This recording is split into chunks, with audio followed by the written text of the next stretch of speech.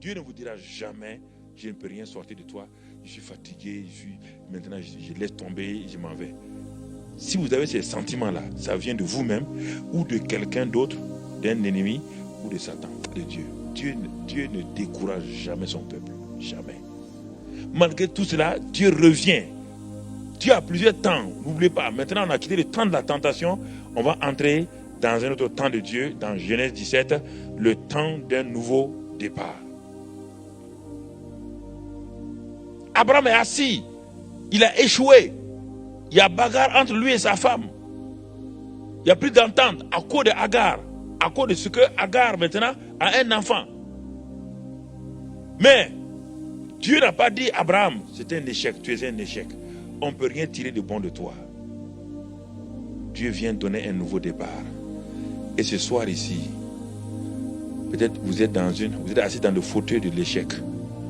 Fauteuil du découragement total. Vous êtes assis dans votre temps de découragement. Vous êtes tombé dans la tentation et vous vous posez la question, est-ce que Dieu peut se souvenir de vous encore? Même des hommes de Dieu ou des femmes de Dieu vous ont dit c'est fini. Non, avec ça, là, Dieu n'a plus rien à faire avec toi.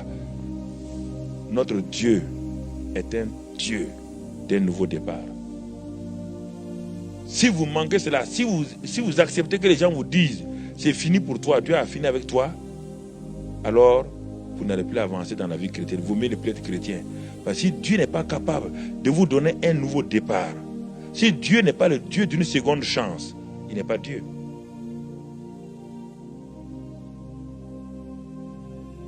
Où êtes-vous assis ce soir? Dans quelle situation? Peut-être vous avez posé des actes qui vous nuisent. Vous avez posé des actes qui mettent la honte sur vous, qui ont terni votre réputation. Je ne dis pas non. Peut-être vous avez posé des actes qui sont terribles aux yeux des gens et les gens vous fuient, même de l'église vous fuient. Mais je vous dis encore, Dieu est un Dieu d'un nouveau départ.